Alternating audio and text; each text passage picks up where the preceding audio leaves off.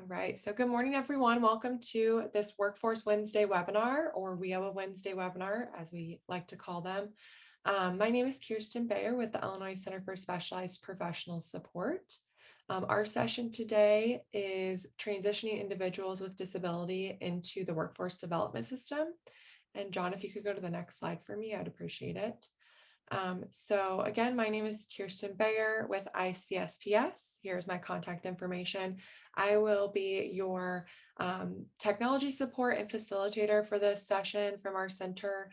So feel free to reach out to me if you need anything during the session. A couple of housekeeping things before we get started with our presentation today.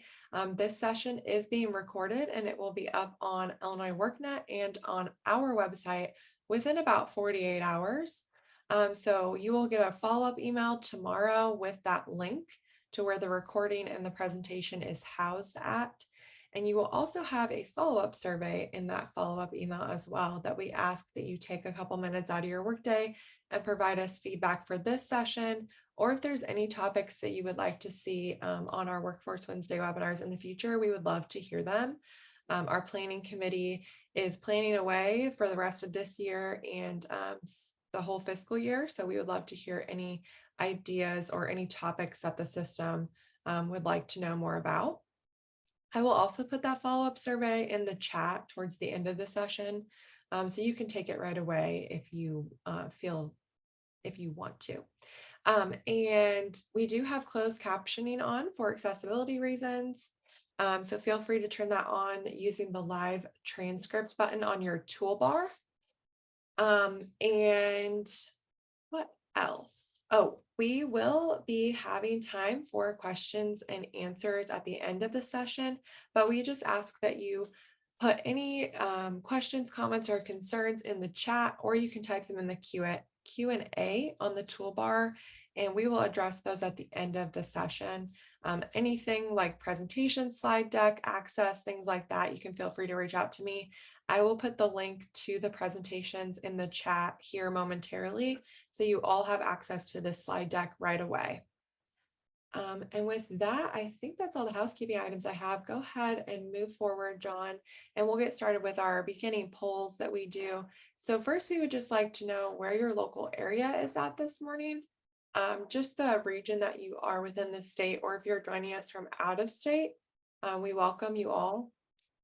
I'm joining you from Central Illinois this morning. I reside in Decatur, but our office is in Bloomington Normal, so we are centralized. So hopefully I see a lot of other Central Illinoisans as well, so welcome. And we'll give this a couple more seconds as everyone's answering.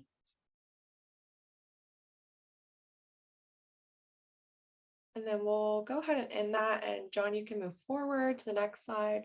So just to debrief, most of you are joining us from Central Illinois, but we have others sprinkled across the state, and we even have somebody out of state. So welcome, everyone. Thank you for joining us this morning. And then the next poll that we would like to know is just which partner do you best represent? So Title I, Title II, Title III, Title IV, other WIO partner and stakeholder, or state or local workforce innovation board. So we will give everyone a couple seconds to answer this poll.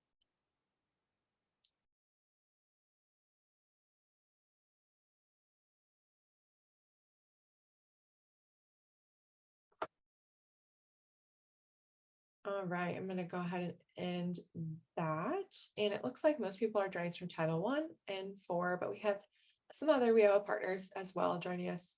So thank you so much. Oops, I'll share those results so you all can see them as well. And then I'm going to hand it off to John, Eric, and Ingrid to start their presentation.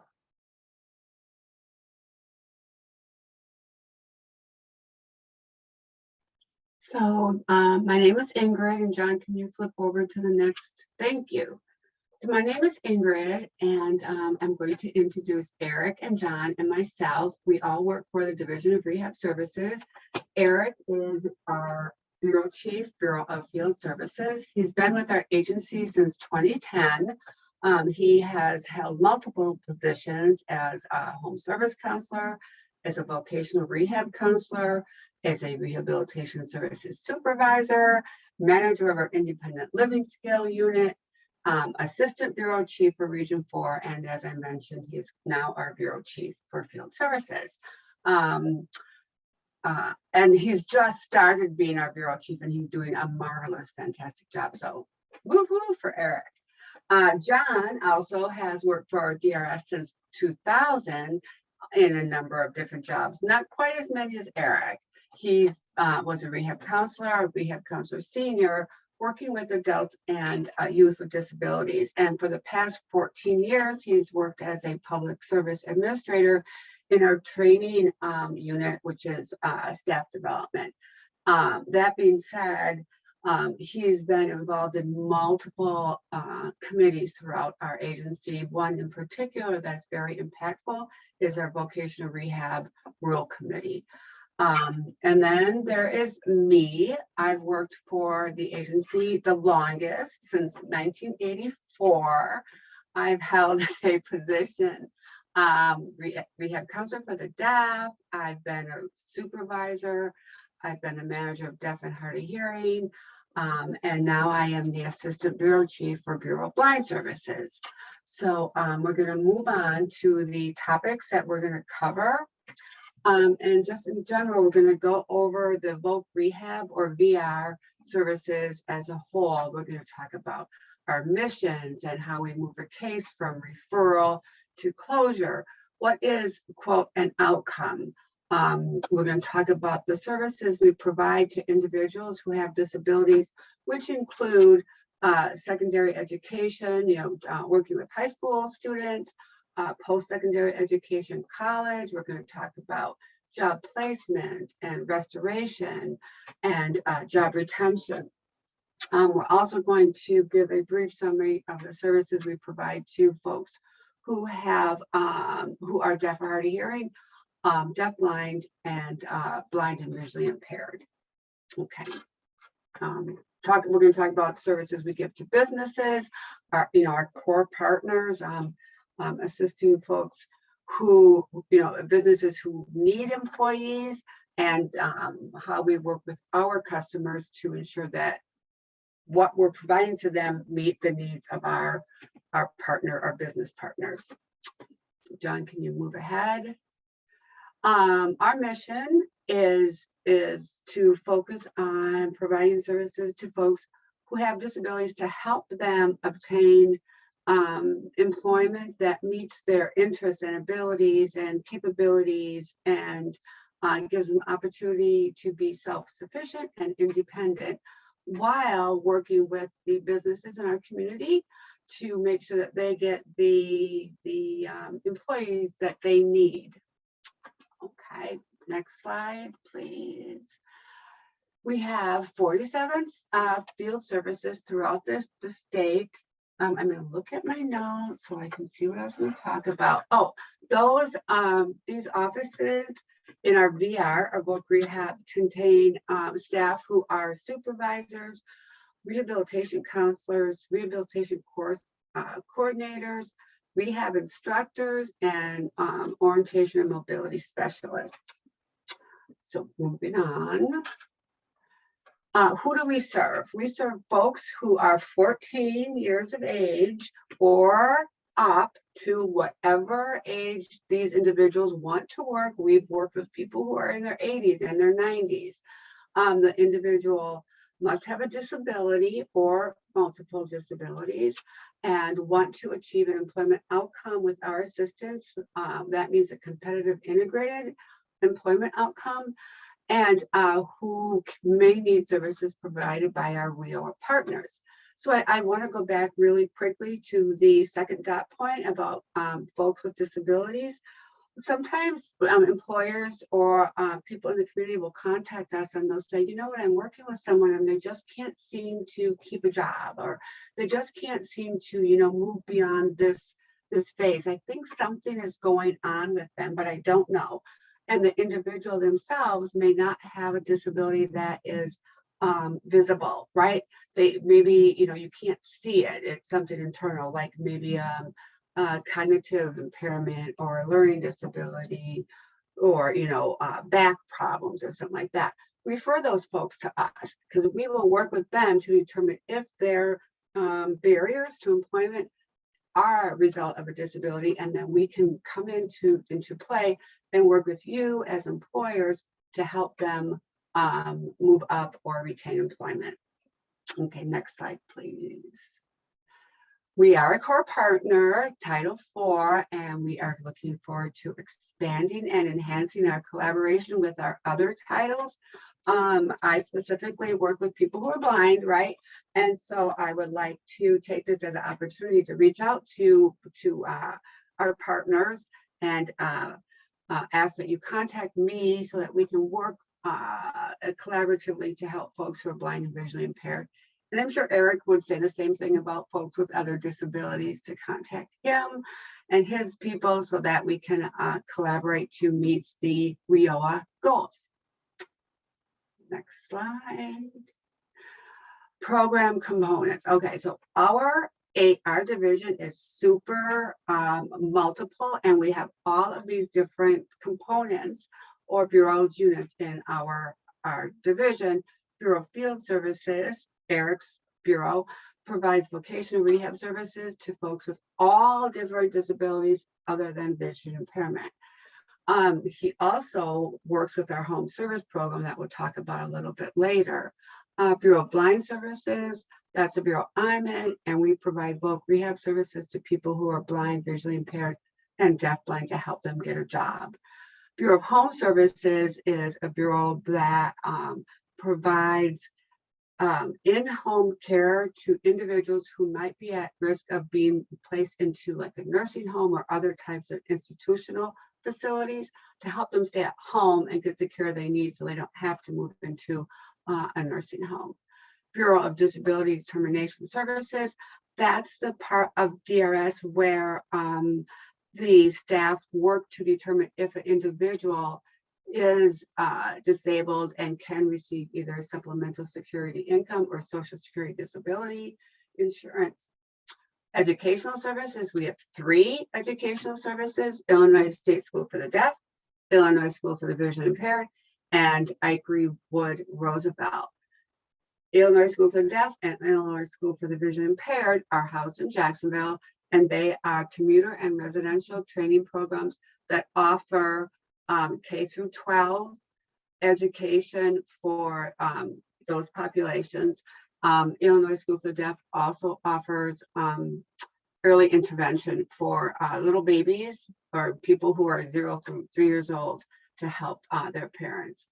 Illinois School for the at Icree Roosevelt in Chicago is for students who have physical and cognitive limitations, and they offer transitional programs. Transition in the sense of moving from high school into post-high school services. And our independent living unit, that is a program where we work with the Centers for Independent Living and provide funding to them so they can provide, and I have to look at my list for this, 5 core services to people in the community. They don't have to be signed up with DRS. And those services are information and referral, independent living skill training, individual and system advocacy, peer counseling, transition services, meaning moving from maybe a nursing home into an apartment or into a house, assisting customers to avoid institutional living, and helping youth move from high school to beyond high school. Next slide, please. Okay, poll question. Currently, how many individuals are receiving vocational rehab services from DRS? 15,728. Oh, you get to put, oh, look at how wonderful this is. So everybody shoot your answers in there. Take a guess at how many customers we're serving today on September, or what are we, 7th, 2002. Give you a couple more seconds.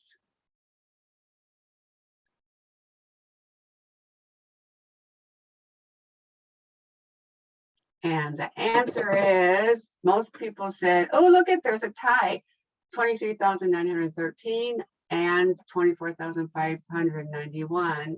And the answer is 24,385 individuals with disabilities are currently receiving services that will assist them in obtaining competitive integrated employment, which means what?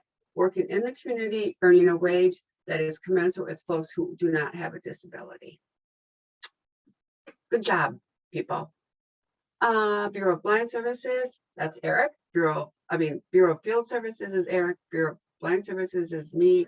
And our goal is to help folks become independent, self-sufficient, and happy. Next slide, please.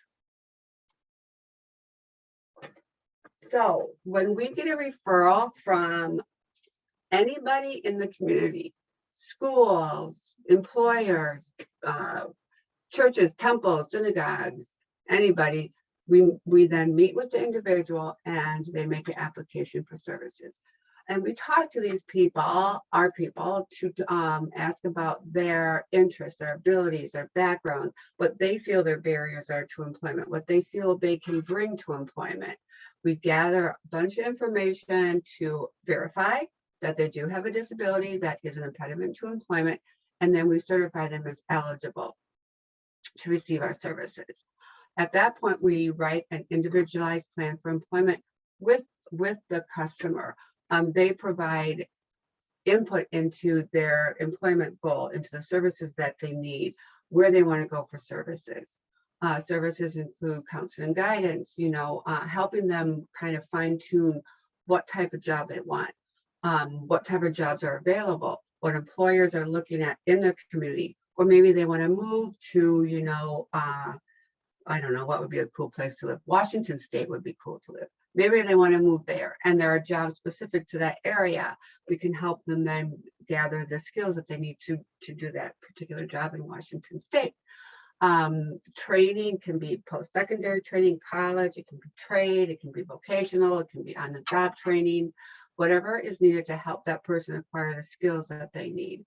Restorative services are things such as assisting to pay for glasses, pay for hearing aids, pay for mental health services, prosthetics, wheelchairs, and then job placement, helping someone complete the application process, practice interviewing, write a portfolio, things of that nature, help them get in touch with an employer.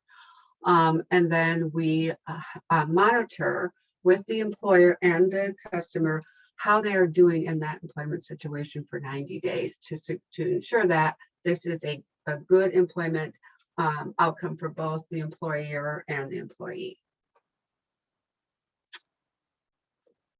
And I turn it over to Eric, I think. Sounds good, Ingrid. Thank you very much for that. As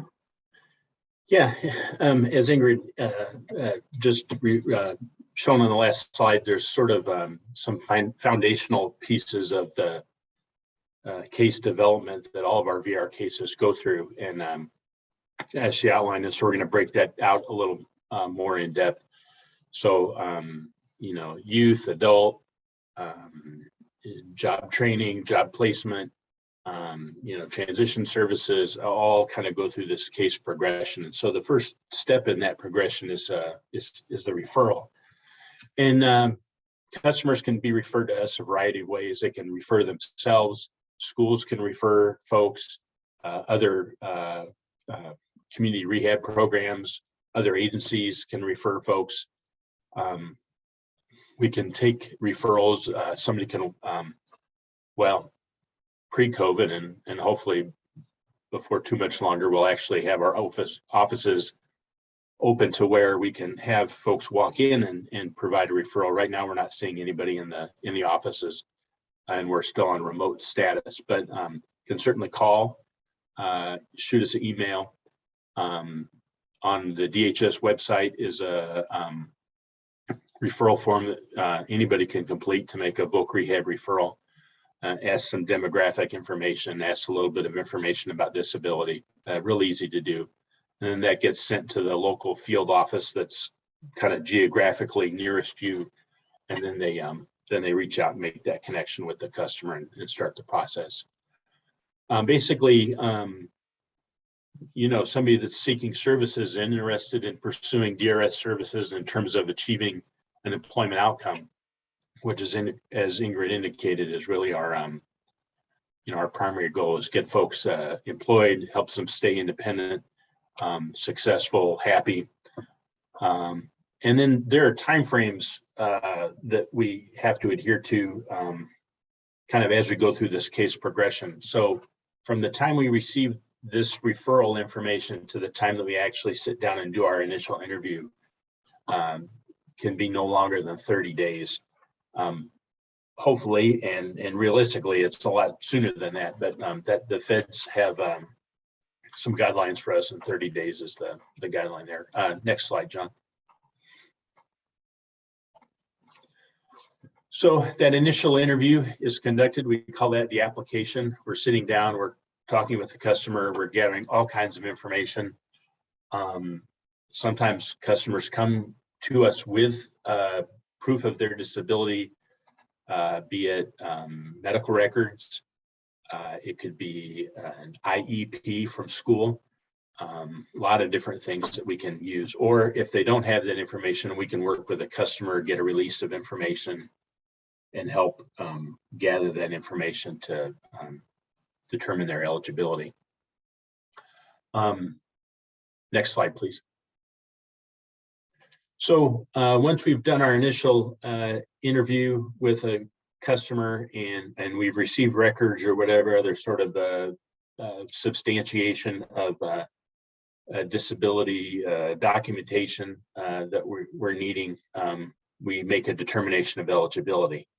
And basically, in order to be eligible for voc rehab services through DRS, the customer has to have a physical or mental impairment that constitutes or results in a substantial impediment to any employment. So there may be folks that have disabilities, but they really don't have an impediment to employment. And so they may not be right for VR services. And so we're looking not only at the disability, but again, how that's impacting their employability. Also, to be eligible for services, the individual requires VR services to prepare for, secure, retain, or regain employment. So we've talked about job training, other supports, and we'll continue to talk about that throughout this presentation. But not only does the person have an impairment that is an impediment to employment, but they also need services through voc rehab. Individual is presumed to be able to benefit from voc rehab services. The individual must want to go to work. It's we're partnering with our customers to help them find employment, so we want them to be equally as engaged and excited about working and motivated to help us help them find employment. Finally, in the distant past, we had an order of selection. Some people would say it was a waiting list. There isn't one now. Basically, our determination of eligibility, there's a mechanism to kind of rank the severity of the disability. And in times past, when fiscally we maybe didn't have the resources that we do now to provide services, we had to limit access to services to folks with more significant disability than others. But right now there's no wait list, order of selection, anything like that. Yeah, thanks, John. Functional limitation evaluation. That's part of that eligibility determination. All customers must participate in this process. Again, it's based on a review of medical, psychiatric, other types of documentation. And basically what we're looking at are an individual's functional capacities in 7 specific areas: mobility, self-care, self-direction, work skills, work tolerance, interpersonal skills, and communication. So within each of those areas, there's plenty of subparts to each one of those, like mobility or self-direction. And so then we're assessing how an individual's disability impacts each of those areas, and then how that subsequently would impact their employability. And thinking about all of those things, and thinking about, okay, all along we're thinking about, okay, you know, potential jobs,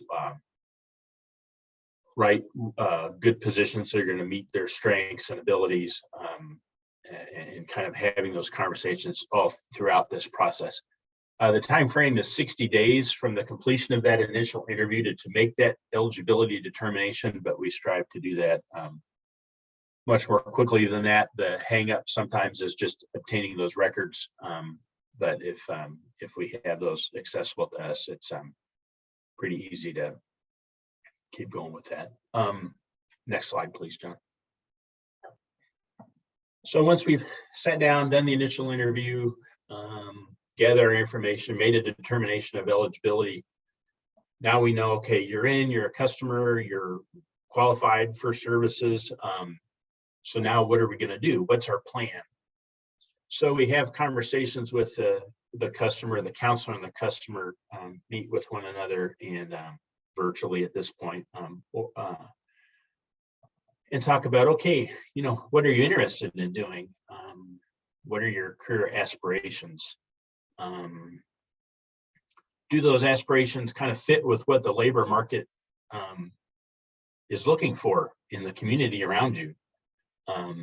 You know, to talk about, you know, how likely are you to get gainful employment in that area of your interest? I know that some titles are bound by certain requirements as far as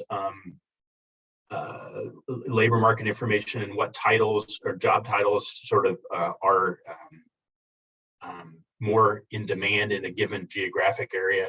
DRS really isn't, I want to say, hamstrung by that, but we do have a lot more latitude, although, you know, we still want the customer to be successful, and we want them to have a job that, you know, they're not going to have a difficulty in retaining, maintaining. And so we want to make sure that they're in a competitive position as well. But we do have a little bit more latitude in allowing them those choices. Then you know, we start talking about services that they're going to need. You know, like we said, job training, job placement services, maybe other restorative services we'll talk about in a minute. So so that's all part of this plan development. The individualized plan for employment really guides the counselor and the customer on, okay, what services are you going to be receiving? What are we going to be providing? What does that look like? And it's a very fluid document. We update it regularly as needs change, and as, you know, a customer kind of progresses from maybe job training into job placement into job maintaining their position.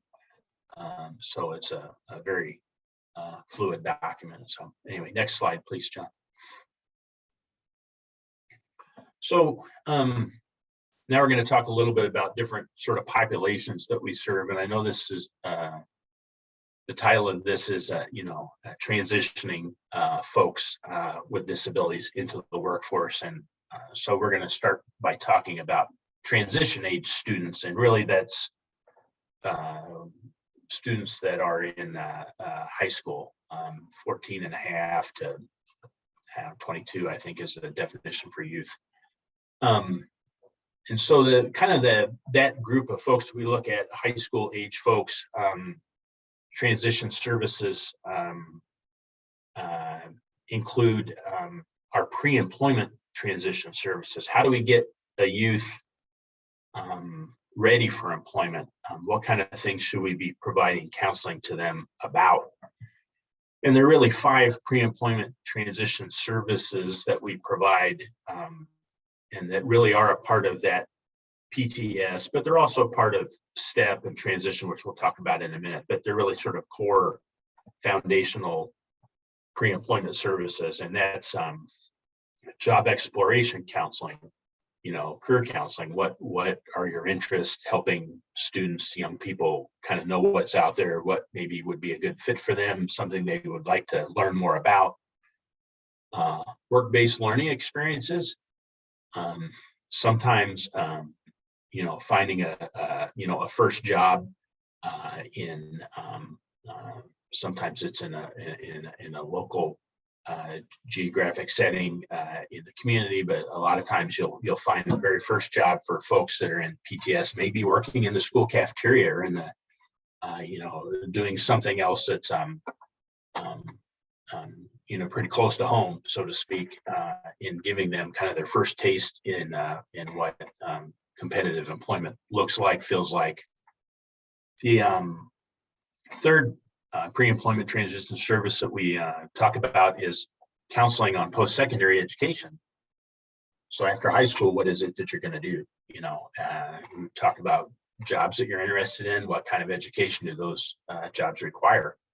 What's available to you after high school? What's available to you after high school through DRS? And we'll talk about that in a little bit, but lots of post-secondary opportunities through DRS. Workplace readiness training is the fourth PTS service that we talk about. And that's, a lot of it is soft skills, professionalism, customer service, timeliness, ability to follow instructions, directions, those kinds of things. And finally, the fifth PTS service is instruction in self-advocacy. So not only do everybody has to be able to advocate for themselves in some manner throughout life and learn how to do that. Folks, especially young people with disabilities,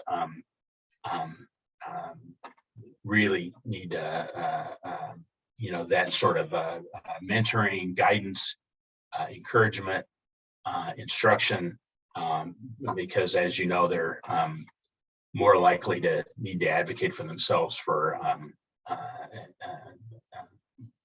assistance and opportunities as they continue to grow into adulthood and on. So that's a core component of those transition services. We also have, so that's the PTS, that's sort of the foundation of our youth transition services, or those pre-employment services, skills, education. The next thing that you'll hear a lot about is STEP. And STEP is our secondary transitional experience program in many high schools throughout the state.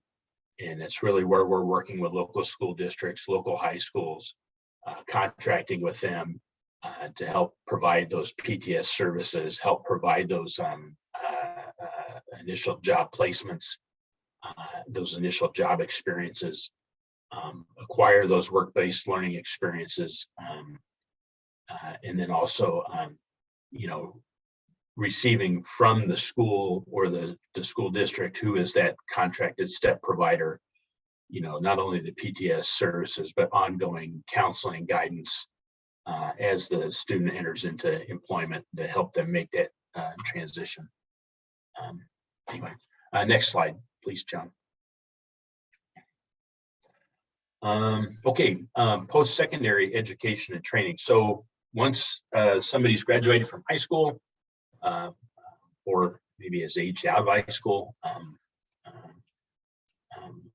we're talking about post-secondary, what happens after high school.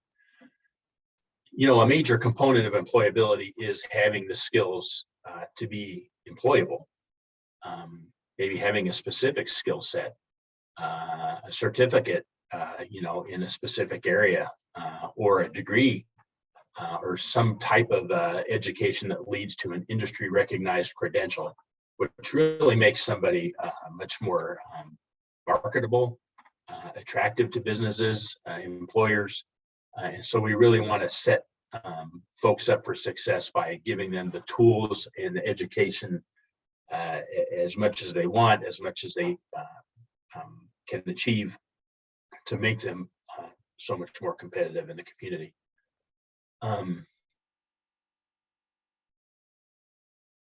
Next slide. I think I rambled through all of this. Types of post-secondary training and DRS supports. like we talked about, college universities, probably the biggest one, both public and private, in-state, out-of-state. There are various financial guidelines with regards to kind of each of those. But DRS can really provide a lot of support in all of those areas.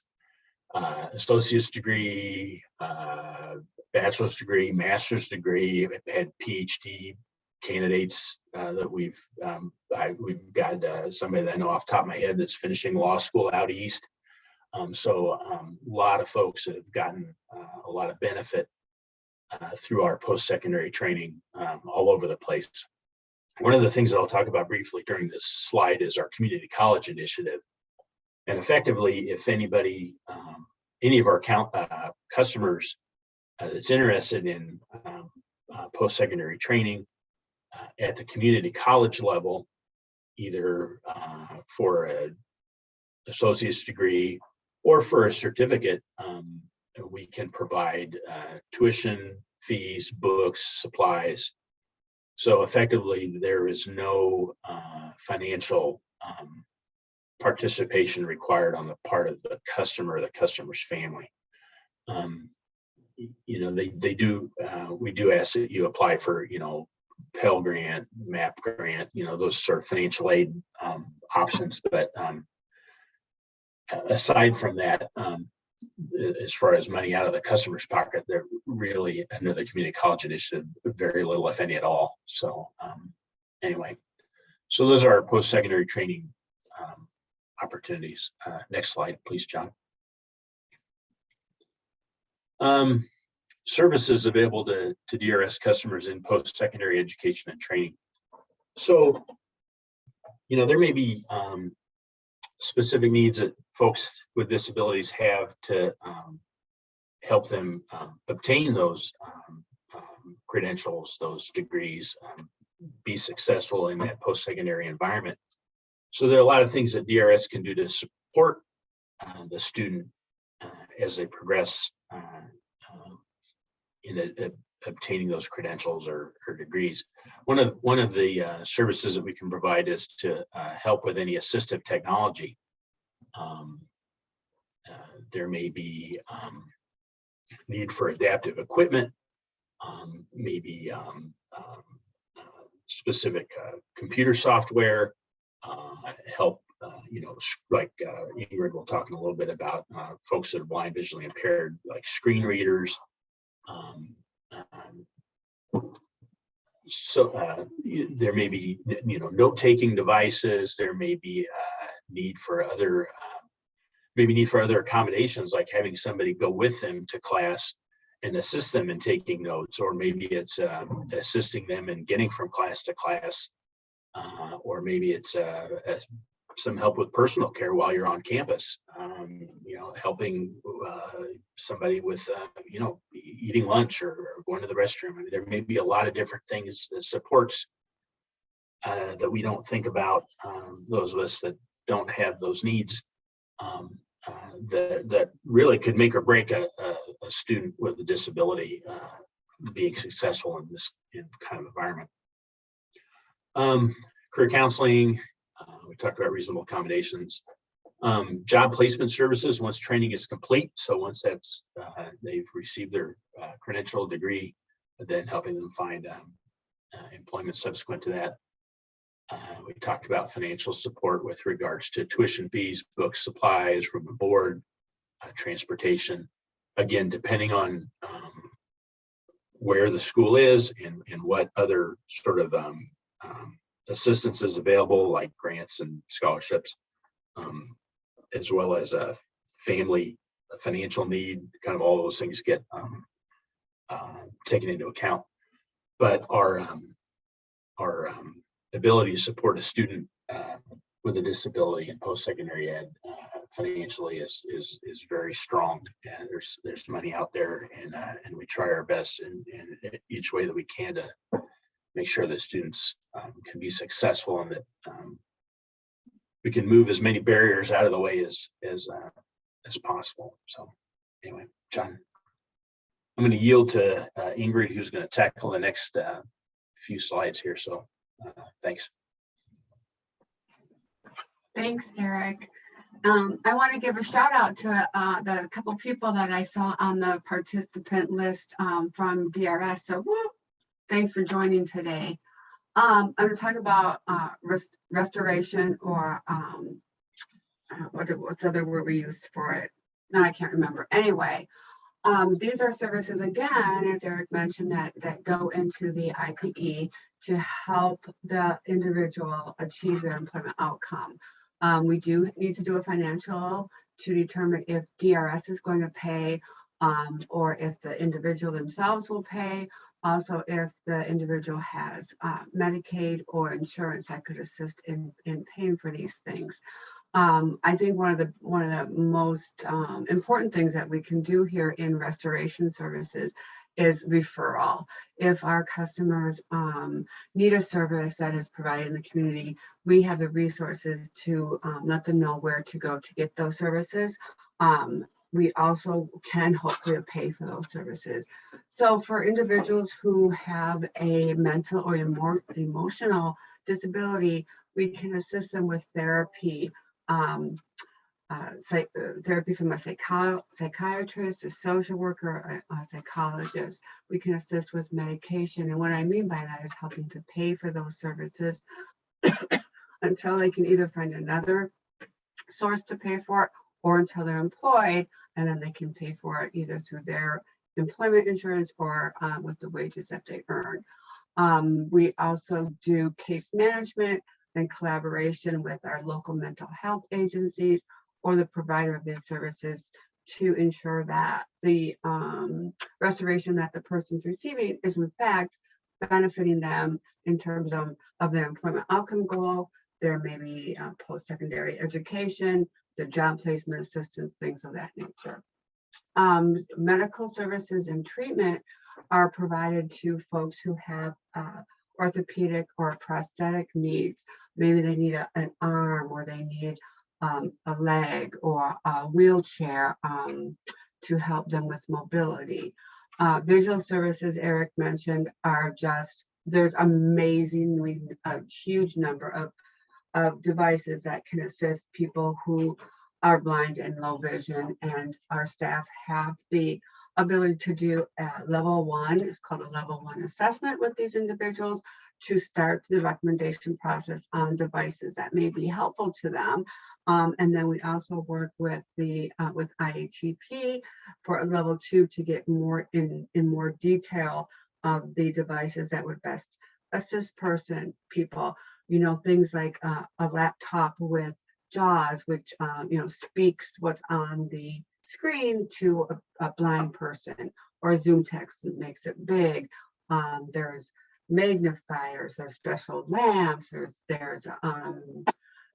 Braille notes, so you can type Braille and then it makes it refreshable Braille so you can read. I mean, it's just totally amazing. We have in the field, I'm going to talk about that later. So then we also help with physical and occupational therapy, and then along with services for people who are deaf and hard of hearing, assisting purchasing with hearing aids and other types of listening devices. There's a cool device called a rider's pen that looks just like a pen, and you can put it in your pocket or on your desk in a pen jar, and it's a microphone, so it picks up what people are saying around you and then magically Bluetooth the sound into your hearing aid. Amazing. So for people who are a little hesitant to disclose their hearing loss, they don't need to necessarily, because they have this special pen that can help them hear people who are talking. One of the things I think that's important for any of our services that we provide is for the individual to ask us questions, right? So that we get a sense of what they want, what they need, and then we can respond appropriately with the services that we have, or that we can collaborate with community providers. Okay, next slide.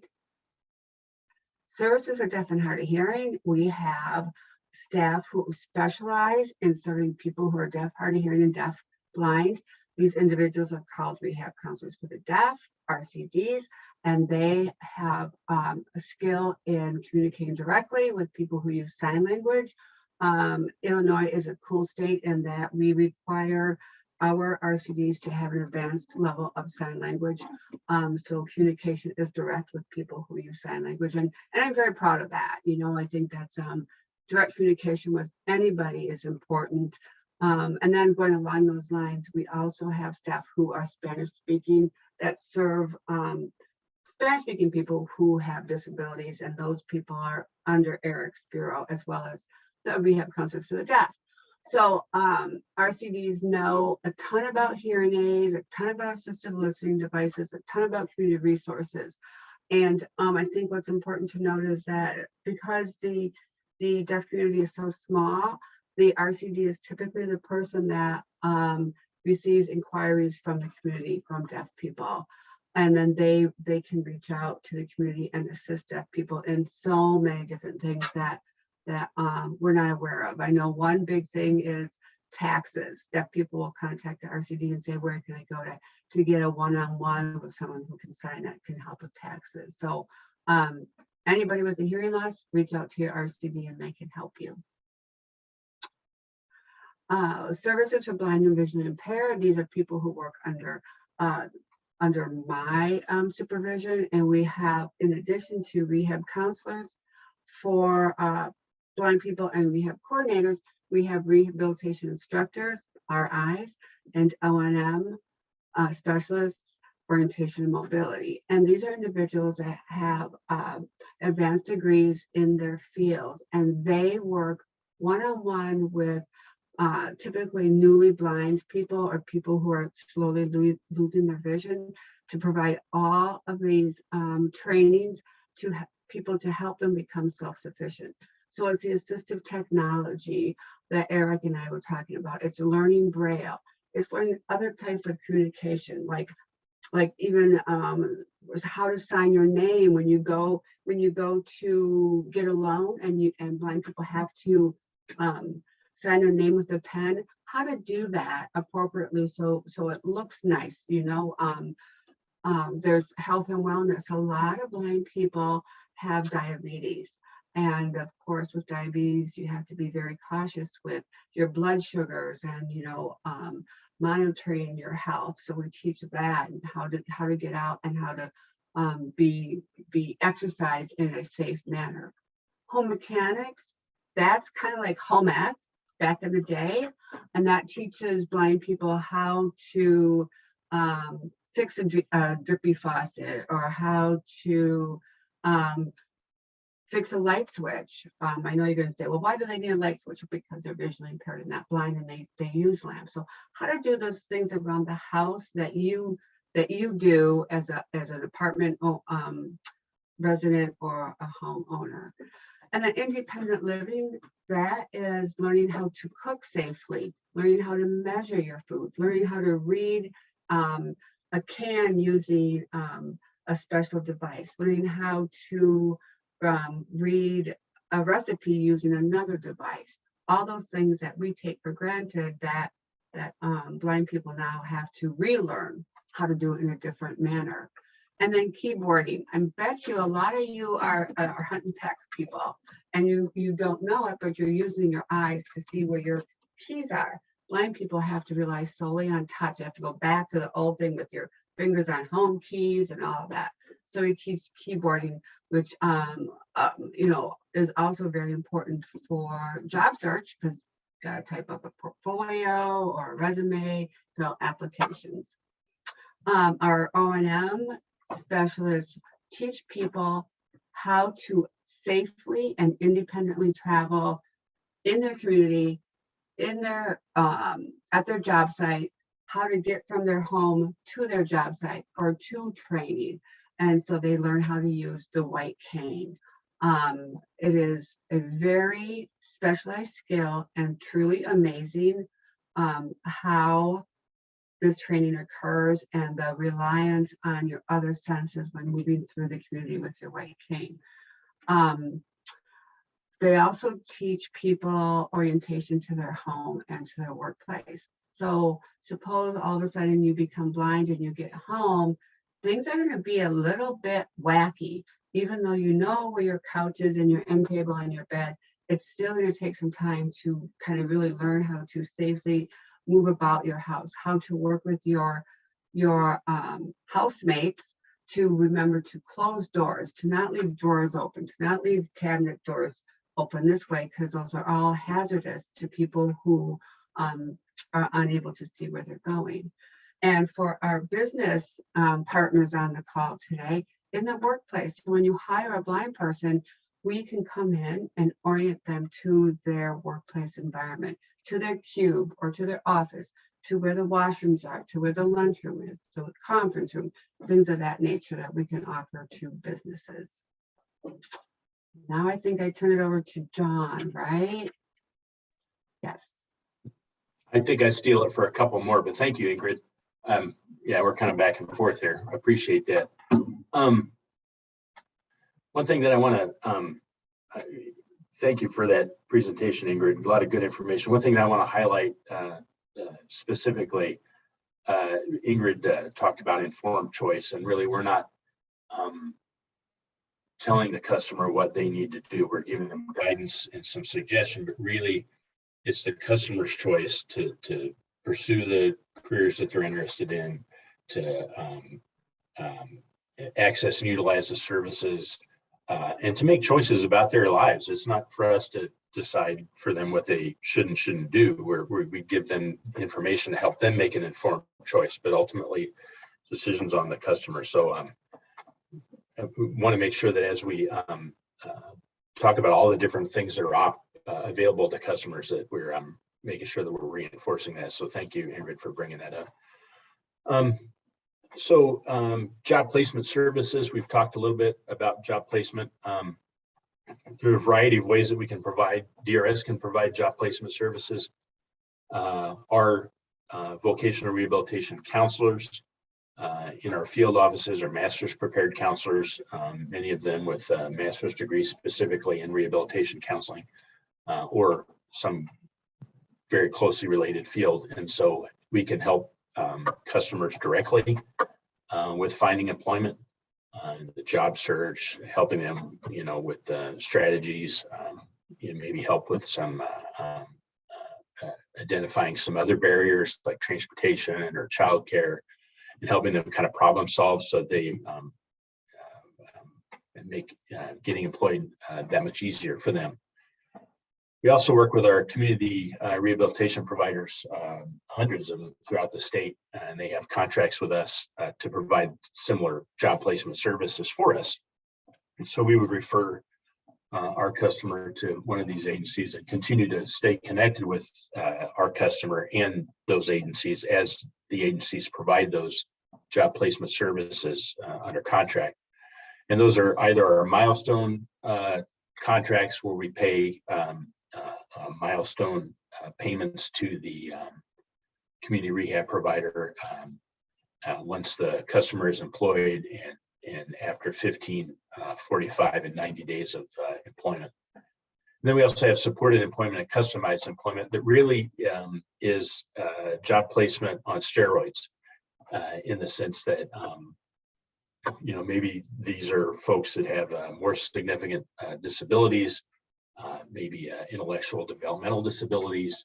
And so we really want to provide additional support for a longer period of time to these individuals to make sure that they too are getting into employment settings, jobs that really match their strengths, abilities, interests, and that they're going to be able to maintain those positions and be successful for a long time to come.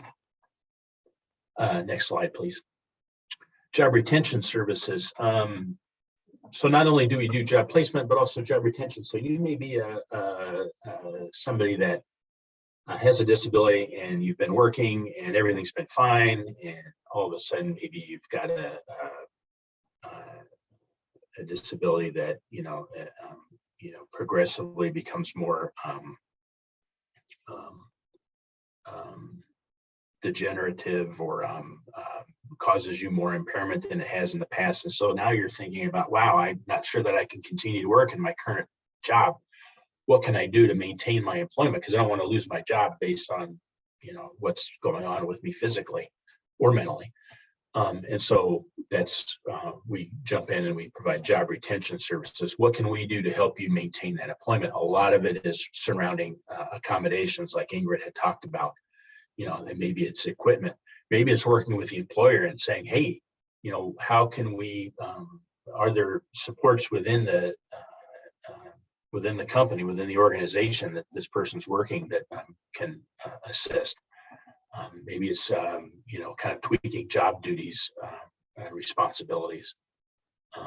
Maybe it's other physical and mental restoration like Ingrid had talked about. So that's job retention. Next slide, John. Yeah, I think this is me, and then I toss it to you for the poll. So ultimately, our goal is successful employment for the individual, and then we can close the customer's case. And really, that's you're in a position that you're enjoying. That's good for you. That's that's competitive. It's integrated, so you're working alongside folks without disabilities. You're there for at least a minimum of 90 days. It's consistent with your interests, abilities, capabilities. You've got all of the services that were identified in the Individualized Plan for Employment, and so you're good to go. You're satisfied. You're happy with the job that you're in. You've got everything that you need. We're satisfied that we've met your needs. And then we can close your case successfully because you're successfully employed. And that doesn't preclude anybody from seeking assistance in the future. You could have several cases, in succession if needed with DRS. But that's ultimately our goal, is that successful employment. So with that, I'll turn the mic over to John, who's going to bring us home here. So thank you. Eric and Ingrid, thank you so much. Great information. And I hope that you guys have enjoyed what you've heard so far and found it informative. I do have a question real quick. How many of you can just, with a show of hand, some sort of a reaction, how many of you from different workforce partner agencies have learned something new about the Division of Rehabilitation, have kind of been aware now of something different that we can provide that maybe you didn't know before? How much of this information that you've heard so far is something that you're like, wow, that's really, really interesting. I heard of them, but I just didn't know all of what they do.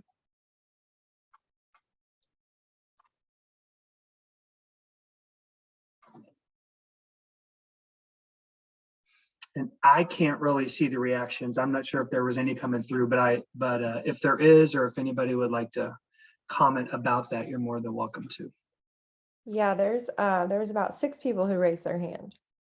Fantastic. Okay, that's why we wanted to provide this information to you, and we're hoping, as you know, and as we kind of sort of transition now into our other type of customer as well, the business customer, hopefully that there's additional information that we can share with you as well. And so we want to kind of tee this up to ask another poll question, which is, in fiscal year 22, our internal business engagement consultants that we have through the Division of Rehab contacted how many employers do you think? We'll give that just a chance to let you guys think about that before we go to the next slide.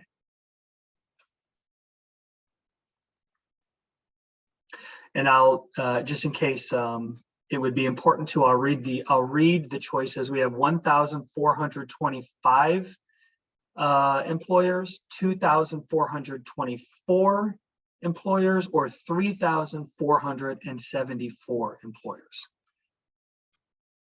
I apologize, everybody. The chat was accidentally disabled, so you should be able to type in the chat now.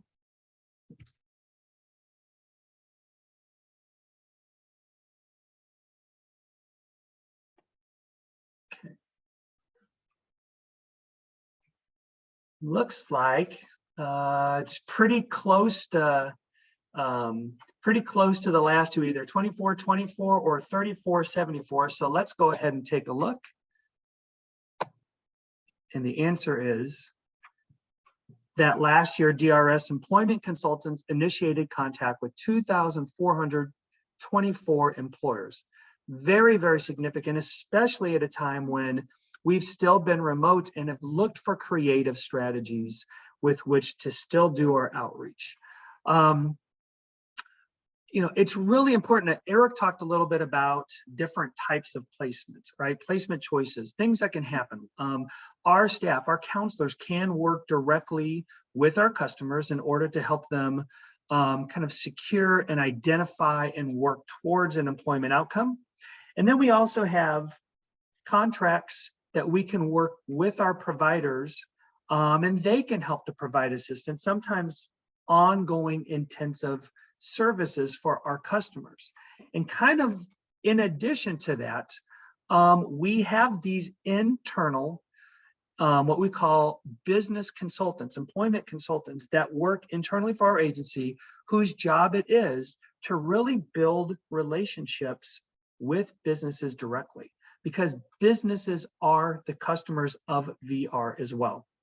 And so it's very important that we help to treat business like our customer. And we do that by trying to engage them to understand the different needs that they may have, because that's the other side of this as well.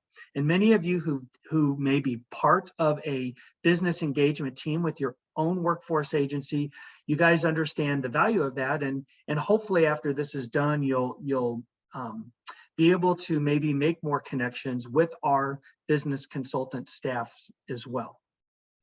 So between business and VR, we do try to collaborate. We do try to make sure that we have staff that identify the business as a customer. And from the vocational rehabilitation side, this has been something that has been going on quite some time, because it is very important, if we're going to make a connection, that we understand what are the long-term goals of a business, what is part of their business model, but what are some very short-term things also that maybe they're having concerns about. Eric was saying a little bit earlier that there may be an employee, and I think Ingrid was mentioning it too, an employee who is having some challenges on the job. Well, if a business doesn't know how to maybe help to address that, maybe they don't have the internal specific supports to do that, they may need somebody to help them, and they may not be aware of that. That is an area where we can truly come in and, in understanding what a business may need, provide those supports. So it's for business, both public and private, that are looking to be more inclusive, more diverse, look for different types of outreach to different marginalized populations, and really start to have a more sort of socially acceptable business plan. And it's important that we look at what employers have as far as motivation as well. And this is where the listening really comes in to be important. There are sometimes very personal reasons that a business wants to work with vocational rehabilitation. In some of the work that I've done with businesses in the past, the first touch point that a business has with us is to say, look, I have a family member who has a disability, and we've been kind of going through this, wondering what we're going to do as far as when they're ready to go to work. And your services, we think, could be really great. Why wouldn't we do this with our business as well? So really trying to make that part of the business plan. That personal side of it can really, really kind of kickstart discussions and a lot of good forward movement very early on. But there's also a business sensibility too in saying that while this is good, we still have a bottom line where we have to make sure that it's good. We want the best talent still. So how do we do this to where we work with your office, but we also find the best talent available? And so that's where our business consultants come in, and we really start to understand then what is it that you need in these specific positions, because we're on also an individual with disability track too, looking at what they're interested in putting together as far as a plan for employment. The business is telling us that this is kind of their employment plan. Bringing those together and seeing where they match up is exactly where we're trying to be, right? So meeting the needs of both customers.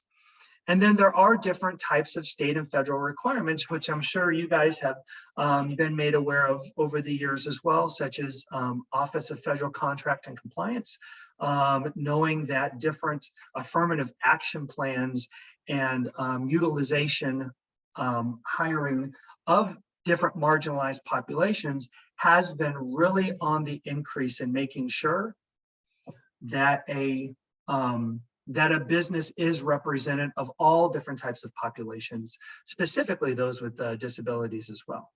And also businesses would like assistance in really understanding our talent more as well, because a lot of times what we have found is that there will be businesses who, and this is really different than really any other organization, but specifically with businesses, they may say, well, we're thinking that if we work with your office, I don't think that, we have, accessible paths and walkways for persons with a wheelchair, right?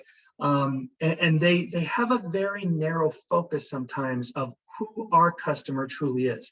And so that's why I think it's really important as we go through and we do this training, and as we'll continue to do on the next couple slides, we kind of help you to maybe rethink, stretch a little bit the concept of what a person with a disability is through our lens, through our agency, so you can kind of get maybe a better understanding of who we're talking about, because it's not a narrow focus of just a person who uses a wheelchair or just an individual who has an intellectual disability.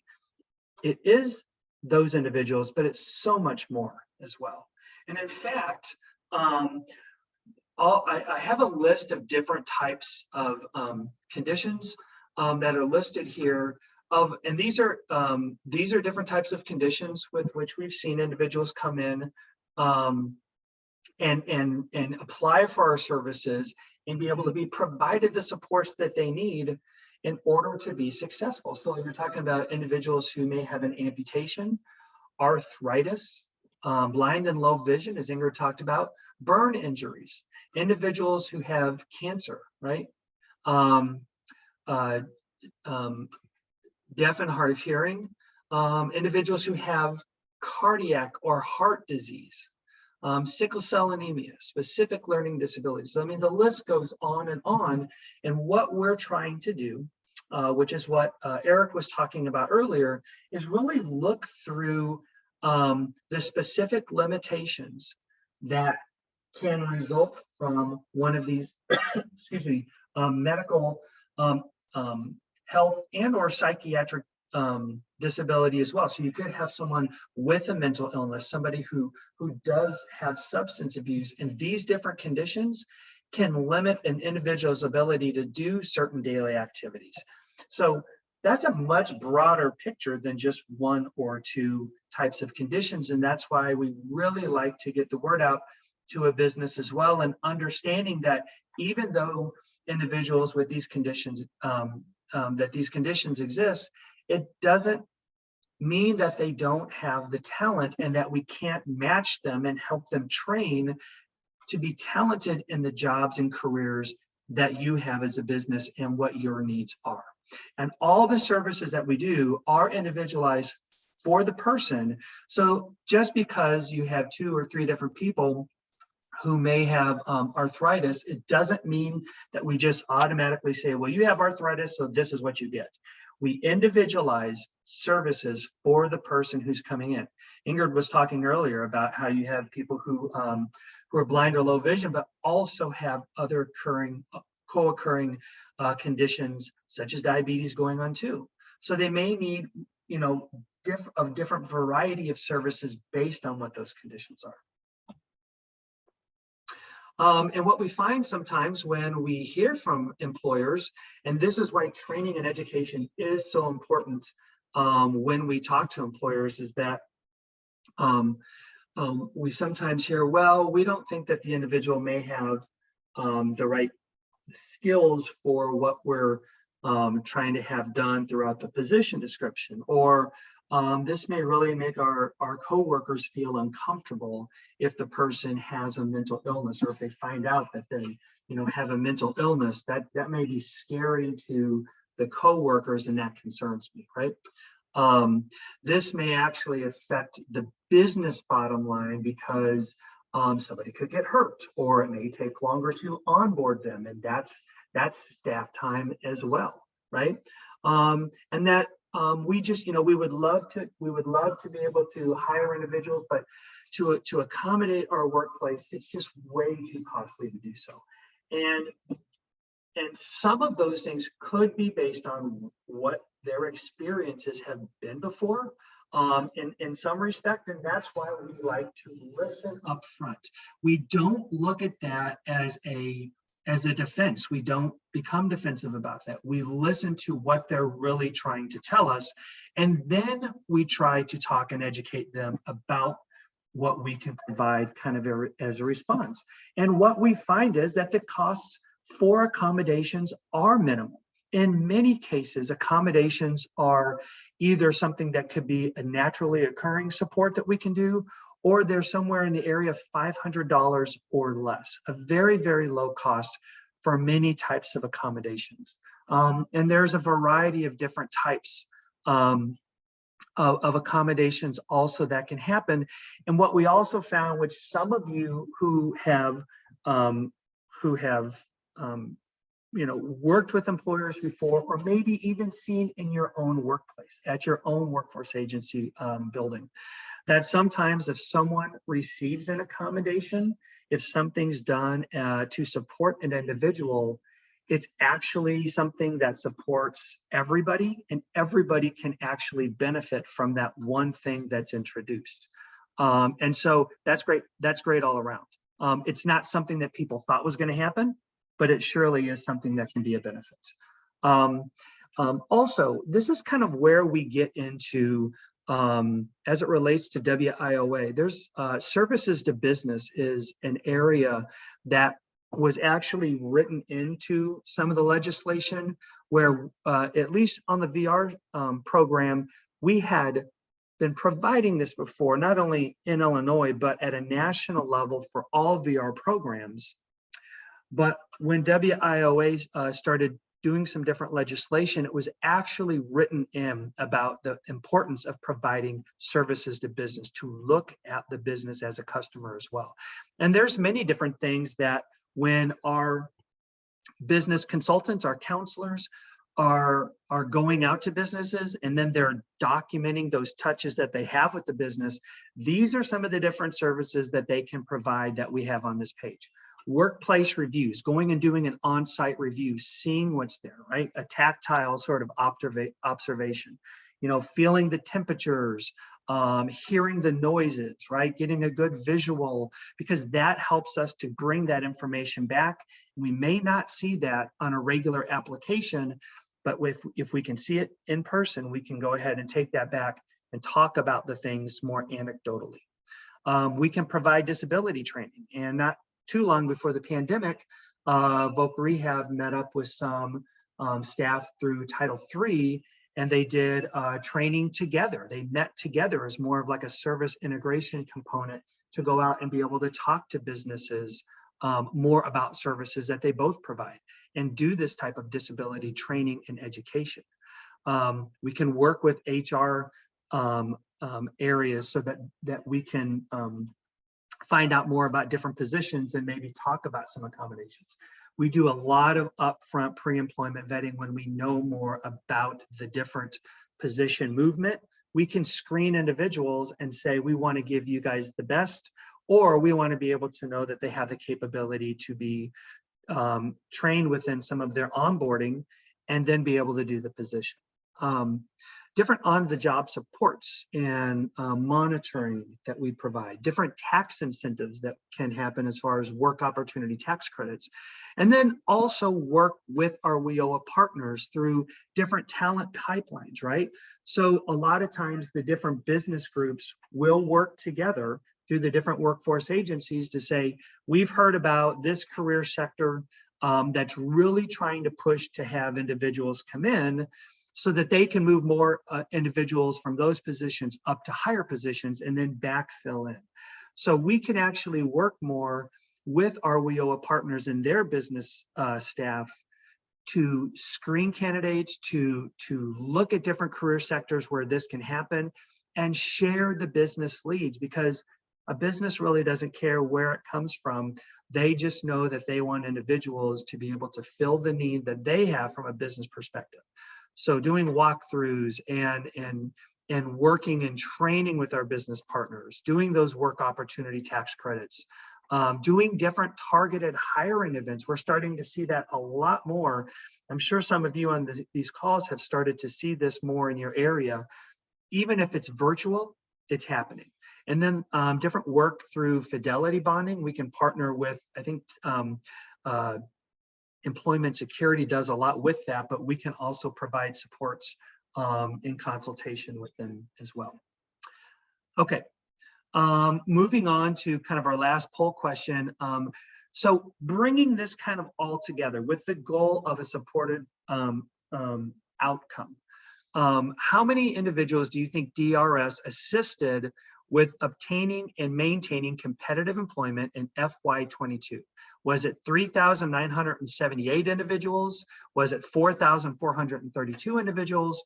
Or was it 4,727 individuals?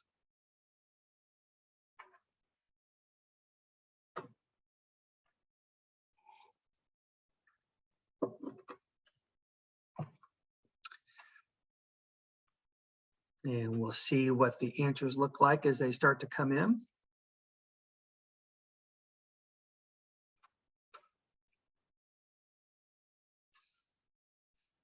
And this speaks a lot to, oh, we have a tie. We have a tie between the two higher ones, 4432 and 4727. So let's go ahead real quick. We'll change slides and see where we're at.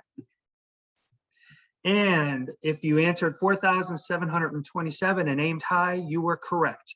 We've had, through the work that's happened through different business engagement, working with you guys, our partners as well, finding out about those different industry sectors and seeing how we can provide solutions to business.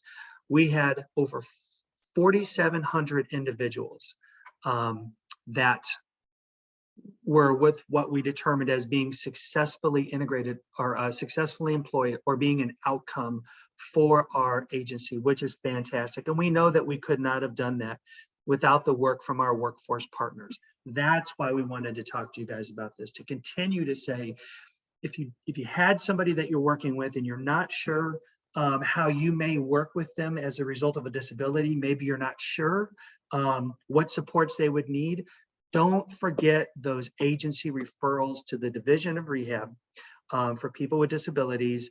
We want to be your specialist. If you're working with a business, we also want to be a special consultant as well to talk with the business about any disability related issues.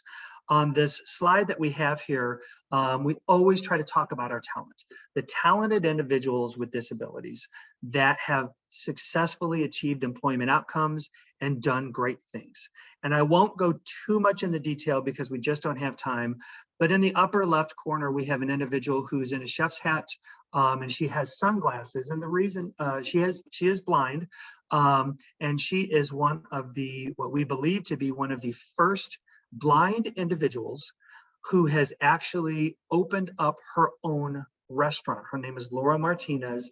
She lives in the Chicagoland area. She has done great things and has went through a lot of the different services that DRS has to offer through blind services on multiple levels.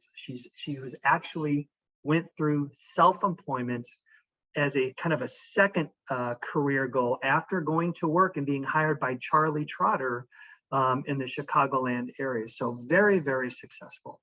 The individual who is third down, Mr. Matt Bucci, is actually the youngest wheelchair basketball head men's basketball coach in the United States.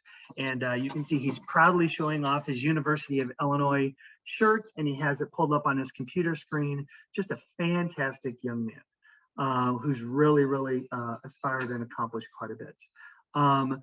A lady down on the second row, it's second from the right, her name is Michelle Hinton, and she went on and was able to be the, what do you call it? She was able to be the guest speaker, the commencement speaker when she graduated with her master's degree. After successfully completing her master's degree in psychology and went on to do EAP type work. Very, very successful in the Chicagoland area. Our talent is diverse. The skills needed to do these different positions that they've gone into have been things that we've been able to help them accomplish. It's not just somebody going to work at a retail store, a fast food location, somebody pushing a cart. There is so much diversity. Real quick, the gentleman in the bottom left is somebody who went through and completed his law degree. And he was an individual who was deaf and was able to receive assistance from the Division of Rehabilitation and subsequently went on and has become a lawyer. Some quick just employer testimonials real quick. It's the employment side too. Sharnisha Young, who is the manager of workforce development through CVS, has talked to us. I was fortunate enough to be able to interview some of these individuals a ways back, but she talks about making sure that we know how to educate our employees and working to provide a good, diverse, talented workforce and supporting CVS's employees who have disabilities, making sure that pre-screening is done. The next slide, we have Pam Thurston, who is somebody who I was able to meet as well, who had a great story about an individual who came through our services and basically saying, Daniel is a young man who, if every Lowe's store had him in it, would just make Lowe's completely a different place. He pays everybody back with a smile and service 100-fold. Every store needs a Daniel, is what she told me when we talked. And then, just making sure that you guys understand, if you want to refer on to us, please reach out to your local office or Division of Rehabilitation contact. We have different information here for you to reach out to us individually. We have information for you to be able to access us through video phone and voice as well, and an online web referral as well if there's anybody that you have. So that's what we have to share. We've got about a few minutes left to be able to take any questions that you may have. John, this is Ingrid. There was a question that I think you'd be great in answering. It is, if an individual has a degree but cannot continue in that line of work, is it possible to do post-secondary education to attain a certificate or degree to be more marketable in another field? Yes, we look at individuals' goals that they have that they're able to accomplish. So somebody would not be able to do something that they had done before or been trained in, and they need to do something different. And we're able to provide assistance for them to be able to maybe advance in another area or switch over to another career goal. We want to find what they're capable of doing. We want to look into that. So it's not necessarily a one-off like, well, you've went to college and since you have a degree, we can't help you at all. That's very, very narrow, and that's not what we're trying to accomplish.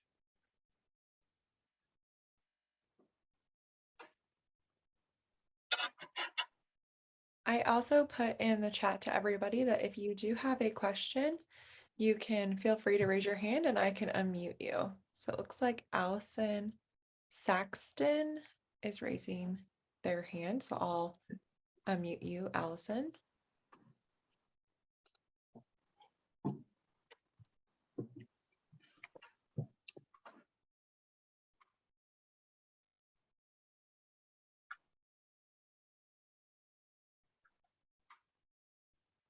I think Allison might have had her hand up from an earlier request.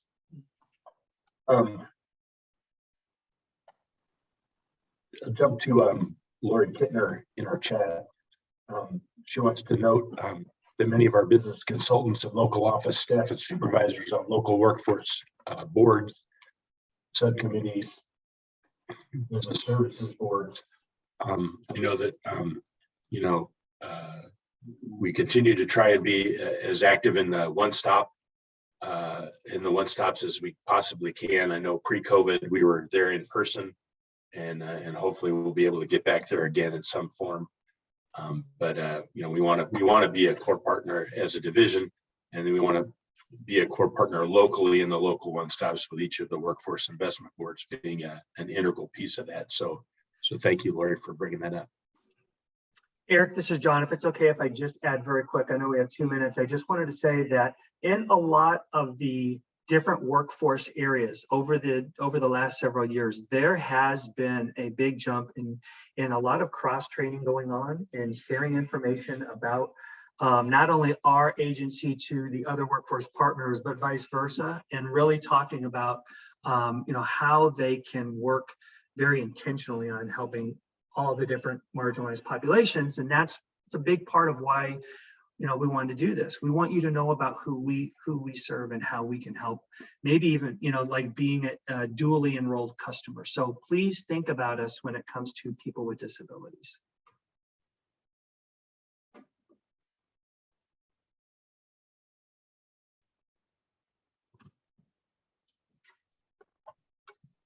Any other questions for us? It doesn't look like it, but we'll give everybody 1 more minute. I'm going to go ahead and put the follow-up survey in the chat. This same survey will be on the follow-up email that you'll receive tomorrow. So if you'd rather take it tomorrow when it shows up in your email, feel free to do that. But if it's, I know I always like to take follow-up surveys right away while the session is fresh in my mind, and I can provide my feedback that way. So I went ahead and put that in the chat. And then the recording in the PowerPoint slide deck will be up on our website, which is the Illinois Workforce Academy website that we are in partnership with the system. And so I put that in the chat as well. The presentation slide deck is up there now, and the recording will be up in about 48 hours roughly. And it'll also be on WorkNet as well. So you can access this session or send it off to anyone else who is in your offices that you think might find this session valuable. I don't see any other questions coming through. It is 11:30, so we want to be respectful of everyone's time today. We thank you all for attending this webinar and spending your morning with us. It is beautiful out, so we hope you enjoyed the day. Get outside on your lunch hour and take a nice walk. And we hope you found this session valuable. Any closing thoughts from Eric or John or Ingrid? Just to thank you for to my, inviting us. Thank you. yep, absolutely, thank you. And thank you to my co-presenters for their efforts and help with this, and thanks to all the attendees for joining us. We really appreciate the opportunity. Yes. All right, thank you so much, everyone. Have a great rest of your Wednesday. Thank you. Bye-bye.